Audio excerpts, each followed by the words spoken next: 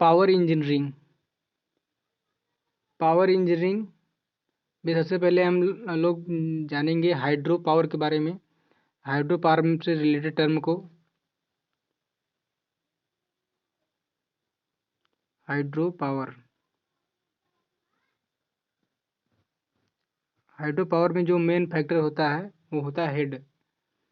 तो हेड क्या होता है सबसे पहले डिफाइन कर लेते हैं। Head energy content of fluid per unit weight of fluid called head. किसी फ्लूइड के अंदर जो एनर्जी होती है उसके पर यूनिट वेट में वो क्या कहलाता है, उसका हेड कहलाता है। और हेड का फार्मूला होता है total energy upon weight of fluid. यानी फ्लूइड के अंदर कितनी एनर्जी है उसको अगर उसके वेट से डिवाइड कर देते हैं तो उसका क्या कहलाता है, हेड कहलाता है।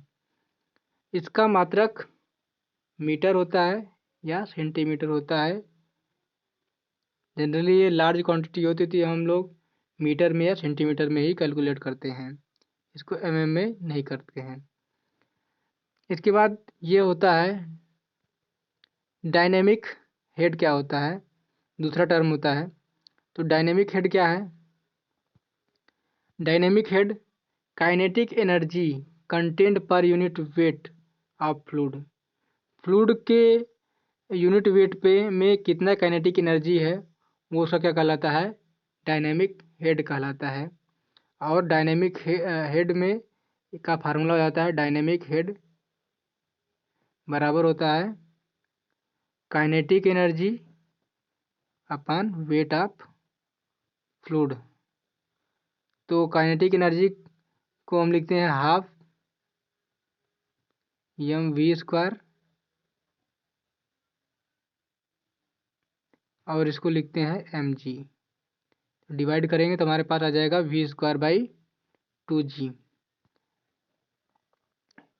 इसके बाद होता है टर्म पोटेंशियल और स्टैटिक हेड। पोटेंशियल और स्टैटिक हेड क्या होता है? पोटेंशियल हेड यानी potential energy per unit weight of fluid में जो होता है वो क्या कहलाता है, पोटेंशियल और स्टैटिक हेड कहलाता है। यानी कि किसी फ्लूइड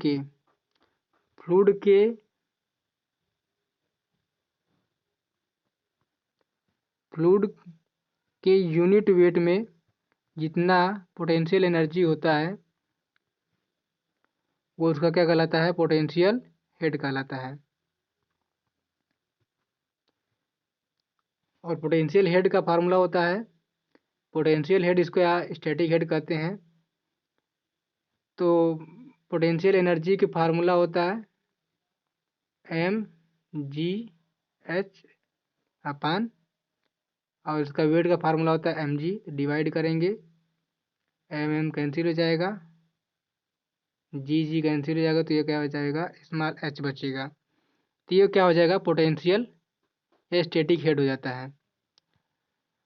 इसके बाद नेक्स्ट है प्रेशर हेड।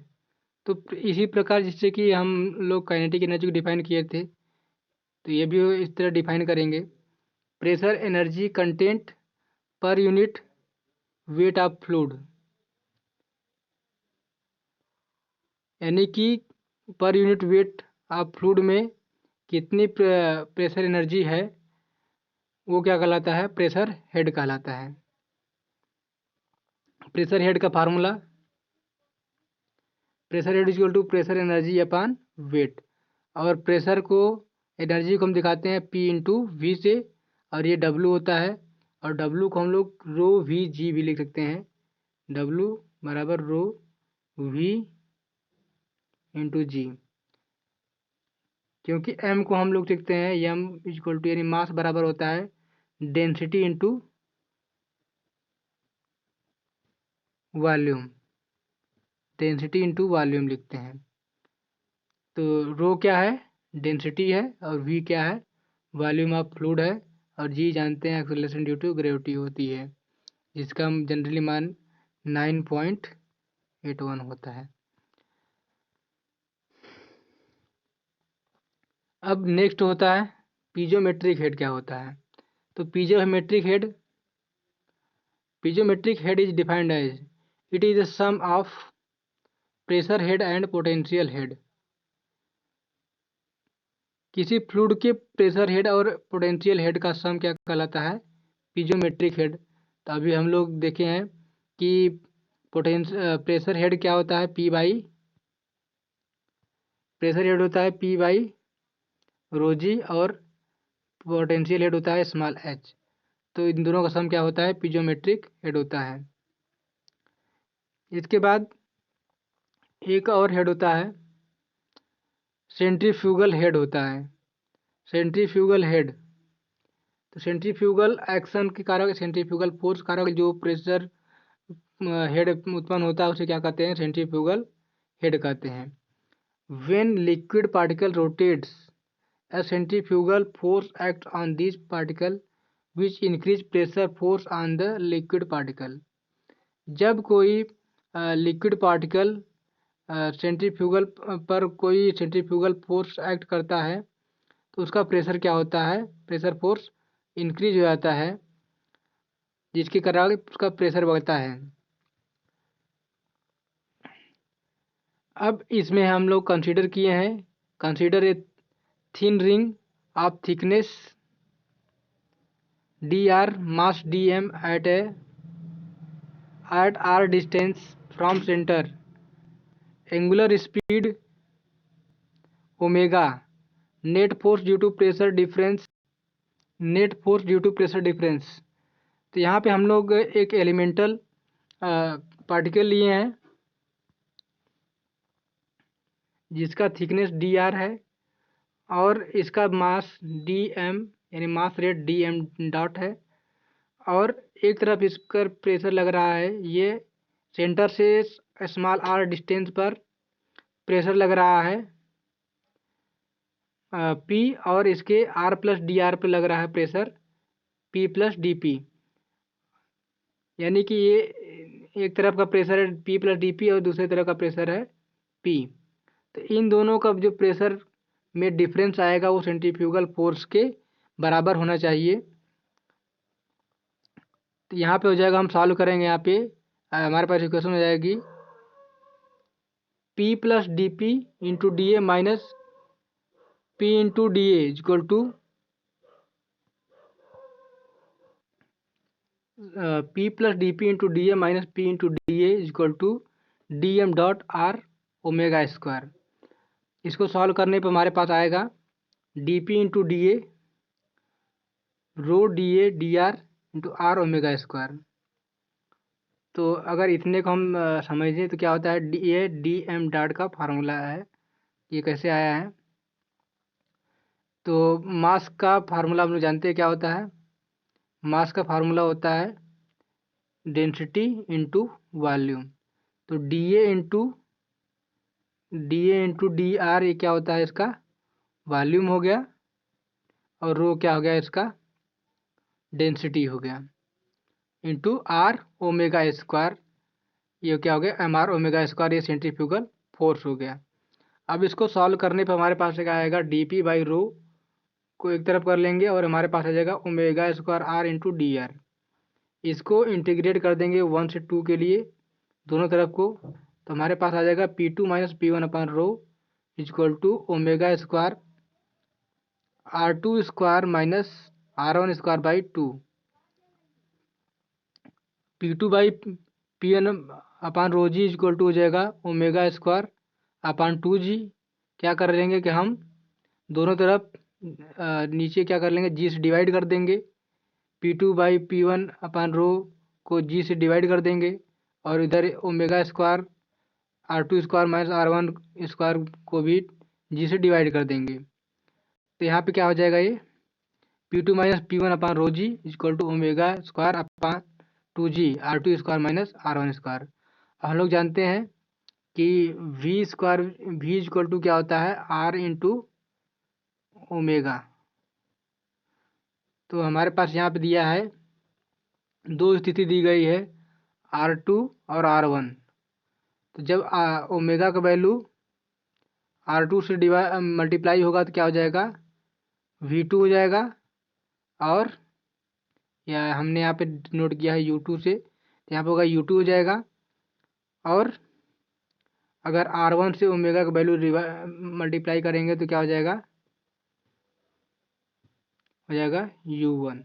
तो यहाँ पे डिवाइड करने पर हमारे पास आ जाएगा, यहाँ पे हमारे पास आ जाएगा P2 minus P1 upon rho जी को लिख सकते हैं U2 square minus U1 square by 2G। और ये P2 बाई P1 अपान, यानी कि P2 माइनस P1 अपान रो जी को हम लोग क्या लिख सकते हैं, HC, यानी सेंट्रीफ्यूगल हेड। और ये किसके बराबर होता है, U2 square minus UN square upon 2G की। अब यहाँ पे देखते हैं आगे क्लासिफिकेशन ऑफ हाइड्रोडायनेमिक मशीन। तो हाइड्रोडायनेमिक मशीन को दो प्रकार से डिवाइड किया जा सकता है। पहला होता है पावर प्रोड्यूसिंग, जिसको कहते हैं टरबाइन, और पावर कंज्यूमिंग, जिसको कहते हैं पंप। तो पावर प्रोड्यूसिंग डिवाइस में पंप टरबाइन को दो तरह से क्लासिफाई किया गया है। पहला है इम्पल्स टरबाइन, दूसरा है रिएक्शन टरबाइन। रिएक्शन टरबाइन को उसके फ्लो के आधार पर तीन तरह से क्लासिफाई किया जा सकता है। पहला होता है रेडियल फ्लो, एक्सियल फ्लो और मिक्स्ड फ्लो। तो रेडियल फ्लो में दो तरह से फ्लो हो सकता है। रेडियल फ्लो में दो तरह से फ्लो हो सकता है, एक होता है रेडियल इनवर्ड और दूसरा होता है रेडियल आउटवर्ड। तो रेडियल इनवर्ड फ्लो में क्या होता है कि ये हमारा रनर हो गया, रेडियल इनवर्ड फ्लो में ये रनर हो गया एक, ये इसका शाफ्ट हो गया। और इसमें क्या होगा कि जो फ्लूइड होगा वो क्या होगा, पैरेलली क्या होगा, रनर की तरफ आएगा। और क्या होगा, ये रेडियली इनवर्ड क्या हो जाएगा, ये फ्लो हो जाएगा, यानी बाहर जाएगा। ये हमारा क्या होता है, रेडियली इनवर्ड फ्लो मशीन होती है। ये रेडियली फ्लो हाइड्रोडायनेमिक मशीन है ये। अब इसी में दूसरा होता है रेडियली आउटवर्ड होता है। तो रेडियली आउटवर्ड में क्या होता है कि हमारा ये रनर हो गया, रनर के क्या होगा, ये सेंट्रली क्या आएगा, हमारा फ्लूइड जो होगा वो सेंट्रली आएगा, सेंट्रली आएगा। और क्या हो जाएगा, रनर के पैरेलल क्या होगा, आउटवर्ड क्या हो जाएगा, फ्लो हो जाएगा। इसलिए इसको क्या कहते हैं, रनर, यानी कि हमारा आउटवर्ड फ्लो होता है, रेडियल आउटवर्ड फ्लो। एक और हमारा फ्लो होता है जिसको कहते हैं टेंजेंशियल फ्लो। टेंजेंशियल फ्लो में क्या होता है, टेंजेंशियल फ्लो के आधार पे कि ये हमारा हो गया, रनर हो गया, रनर ये घूम रहा है, इस पर एक ब्लेड लगी है। और हमारा जो फ्लूइड होगा वो क्या होगा, इसके पेरीफेरी पे क्या करेगा, इम्पिंज हो गया उसके ऊपर, क्या करेगा, फोर्स लगाएगा, यानी फ्लूइड का फ्लो क्या होगा, टेंजेंशियल होगा। नेक्स्ट हमारा फ्लो टाइप में होता है, इसको कहते हैं एक्सियल फ्लो के आधार पर हाइड्रोडायनेमिक मशीन होती है। तो एक्सियल फ्लो क्या होता है कि एक हमारा ये रोटर हो गया, रोटर पे लगे हैं ब्लेड,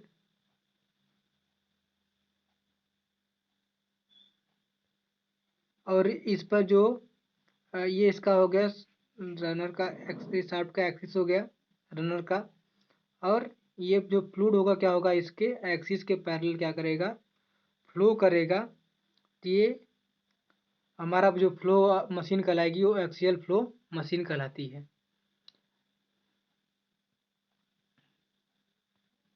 नेक्स्ट इसमें टॉपिक है इम्पैक्ट ऑफ जेट।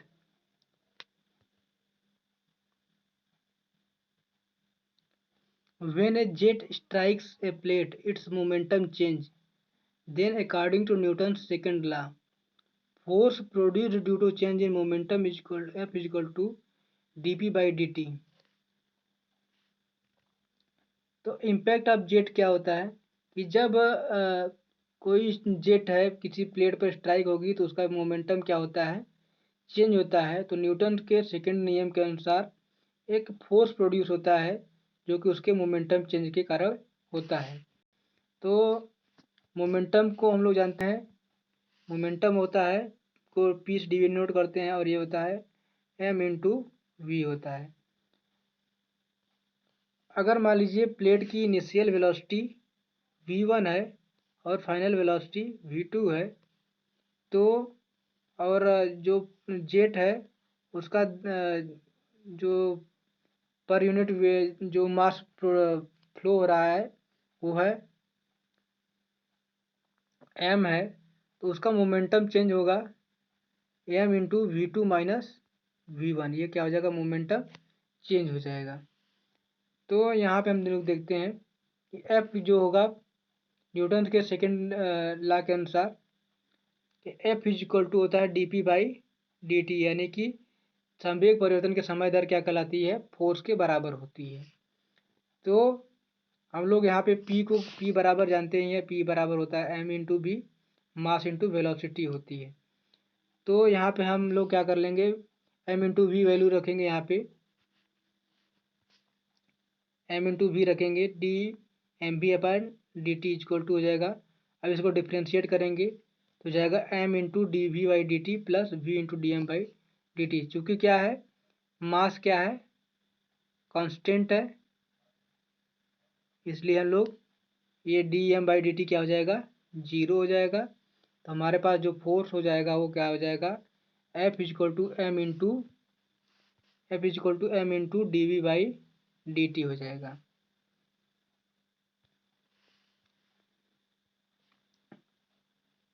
अब यहाँ पे हमने बताया था कि वेलोसिटी v1 क्या है, initial velocity of jet before strike, यानी कि जब वो प्लेट से स्ट्राइक किया उसके बिफोर उसकी वेलोसिटी v1 थी, और फ्लो जेट के स्ट्राइक होने के बाद उसकी वेलोसिटी कितनी हो गई, v2 हो गई, और dt क्या हो गया, t हो गया। तो हमारे पास हो जाएगा यहाँ पे f इक्वल टू क्या होगा, m बाई टी और v2 माइनस v1। और m को हम लोग क्या लिख सकते हैं, m इक्वल टू होता है, हमने बताया था कि m क्या होता है, मास इक्वल टू होता है डेंसिटी इंटू वॉल्यूम, और वॉल्यूम क्या होता है, cross section area into length, ये v के बराबर होता है। तो रो ए एल क्या हो गया इसका वॉल्यूम, और t क्या हो गया टाइम, और ये क्या होगा v2 माइनस v1, यानी कि वेग परिवर्तन हो। अब इसको a इंटू वी को हम लोग क्या लिख सकते हैं, ए इंटू वी को हम लोग लिख सकते हैं वॉल्यूम। तो रो ए वी को क्या लिख सकते हैं, रो ए वी को लिख सकते हैं द्रव्यमान, रो ए वी को क्या लिख सकते हैं, द्रव्यमान, और V two minus V one क्या हो जाएगा, मीटर पर सेकेंड, तो हमारा क्या हो जाएगा, फोर्स हो जाएगा। यानी कि अगर हम ये लिखें मास इंटू ये हमारा क्या है, रो ए वी क्या है, ये मास फ्लो रेट है अपान ये क्या है, into V two minus V one है। तो इसको क्यू डॉट या इसको लिखते हैं, ये हमारा क्या होता है, डिस्चार्ज रेट होती है, यानी कि किलोग्राम पर मीटर क्यूब होती है। और चूँकि ये रेट है, मास रेट है, तो किलोग्राम पर मीटर क्यूब सेकंड हो जाएगा, और v2 to minus V one क्या हो जाएगा, इसका मीटर पर सेकंड से मल्टीप्लाई कर देंगे तो हो जाएगा ये फोर्स का मात्रा हो जाएगा किलोग्राम मीटर पर सेकंड स्क्वायर, ये फोर्स हो जाएगा। तो फोर्स बराबर हो जाएगा Q into V2 minus V1। और Q क्या है? Volume flow rate of fluid.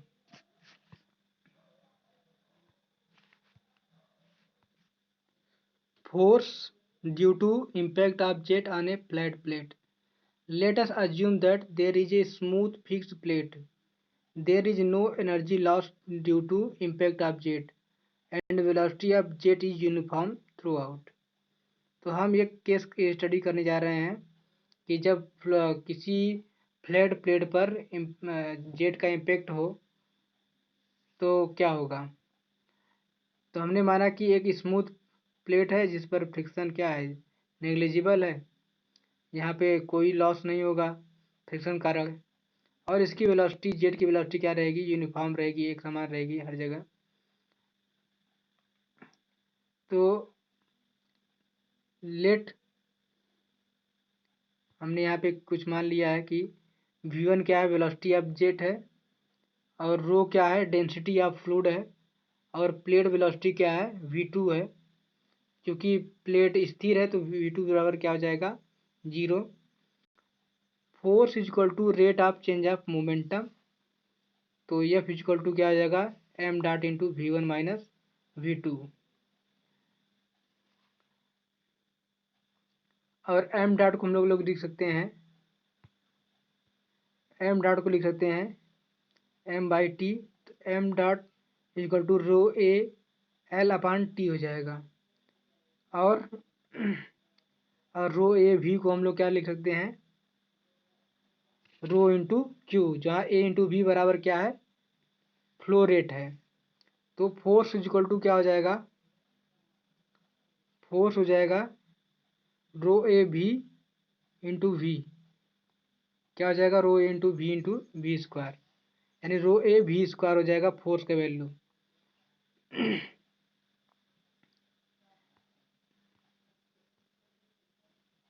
रो ए भी हो गया, इसका मास रेट हो गया, और चेंज इन वेलोसिटी क्या है, v1 माइनस v2, तो इसका वैल्यू भी क्या हो जाएगा, v आएगा, क्योंकि क्या है, हमने v1 को v माना था, और v2 क्या है, प्लेट की वेलोसिटी है जो कि स्थिर है।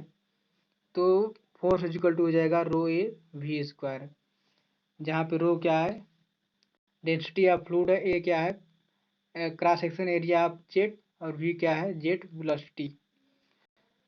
और इसमें वर्क डन क्या होगा, 0, चूँकि क्या है, प्लेट स्थिर है तो कोई डिस्प्लेसमेंट नहीं हो रहा है, तो सो दैट वर्क डन क्या हो जाएगा इसका, 0, क्योंकि डिस्प्लेसमेंट क्या है, नो डिस्प्लेसमेंट या 0 डिस्प्लेसमेंट।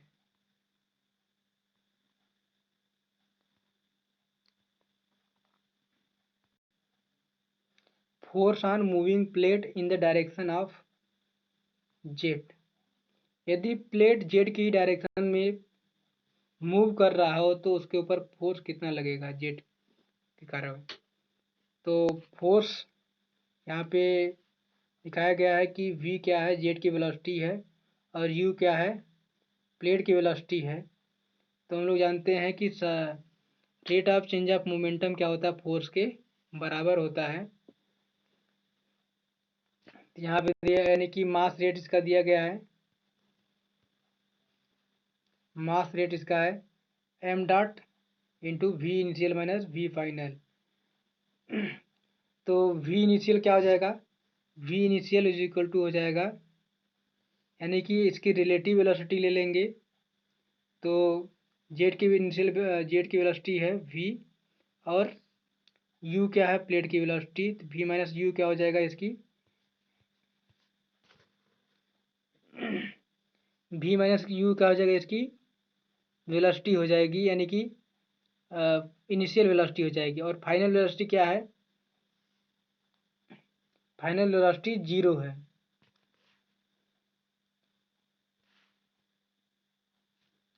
इसके बाद यानी कि फाइनल वेलोसिटी इसी डायरेक्शन में क्या है इसकी, 0 है, यानी कि जो हमारा फ्लूइड है ये इस डायरेक्शन में फिर नहीं जा रहा है, ये इधर चला जा रहा है। तो एक्स एक्सिस की डायरेक्शन में क्या है इसका फाइनल वेलोसिटी क्या है, 0 है। तो हमारे पास क्या आ जाएगा, मास रेट क्या हो जाएगी, रो ए वी माइनस यू। अब हम फोर्स निकालेंगे तो फोर्स क्या हो जाएगा, फोर्स क्या है, mass rate into we initial minus we final. तो v initial minus we final हमारे पास क्या है, वी माइनस यू है। तो हमारे पास फोर्स क्या हो जाएगा, फोर्स होता है, फोर्स आया m dot v minus u था, यानी v initial minus we final. लेकिन हमारा ये तो मास रेट हो गया, mass rate into change in velocity क्या हो जाएगा, वी माइनस यू। ये भी क्या हो जाएगा, रो ए वी माइनस यू का होल स्क्वायर हो जाएगा। अब इसके बाद रेट ऑफ वर्क डन क्या हो जाएगा, rate of work done is equal to rho a v minus u का whole square into u. U क्या है, ये तो फोर्स हो गया। तो फोर्स, इतना फोर्स प्लेट के ऊपर लग रहा है, रो ए वी माइनस यू हमारा ये क्या लग रहा है, रो ए वी माइनस यू का होल स्क्वायर। इतना फोर्स इस प्लेट के ऊपर लग रहा है। अब इस प्लेट पर फोर्स के कारण ये प्लेट क्या हो रही है, इस दिशा में यू डिस्टेंस पर सेकेंड से क्या कर रही है, या पर टाइम में क्या कर रही है, ये मूव कर रही है। तो क्या कर लेंगे, डिस्प्लेसमेंट से मल्टीप्लाई कर देंगे, यानी यू से मल्टीप्लाई कर देंगे तो क्या हो जाएगा, ये रेट ऑफ वर्क डन हो जाएगा। तो वर्क डन फार्मूला हो जाएगा रो ए वी माइनस यू का होल स्क्वायर इंटू यू, जहाँ पे यू क्या है, वेलोसिटी ऑफ प्लेट है, वी क्या है, वेलोसिटी ऑफ जेट है, और ये क्या है, cross section area of jet है, रो क्या है, डेंसिटी ऑफ फ्लूइड है। तो बस आज के लिए इतना ही। अगले नेक्स्ट टॉपिक हम लोग डिस्कस करेंगे force on A series of flat moving plates. जब सीरीज में मूविंग प्लेट लगी होंगी तो उनके ऊपर फोर्स की गणना करेंगे हम।